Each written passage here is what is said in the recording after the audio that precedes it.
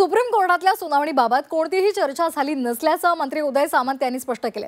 निवडणूक आयोगाचा देश पातळीवर उपक्रम आहे आणि त्यासाठी निवडणूक आयोगानं बोलावलेलं होतं। भविष्यात निवडणुका कशा हव्यात या संदर्भात निवडणूक आयोगानं माहिती जाणून घेतल्याचंही उदय सामंत यांनी म्हटलंय।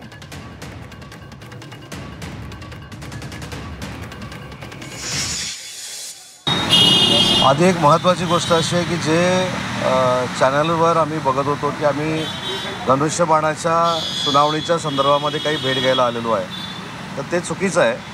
निवडणूक आयोगाने एक अतिशय चांगला उपक्रम सुरू केला आहे। देश पातळीवर राज्य पातळीवरचे जे पक्ष आहेत आणि देश पातळीवरचे जे पक्ष आहेत त्यांच्या शिष्टमंडळांना किंवा त्यांच्या पक्षप्रमुखांना बोलून त्यांच्या भविष्यातल्या निवडणुकांबद्दलच्या संकल्पना काय आहेत किंवा त्यांचे व्ह्यूज काय आहेत हे बघण्यासाठी ते शिष्टमंडळ बोलवतात।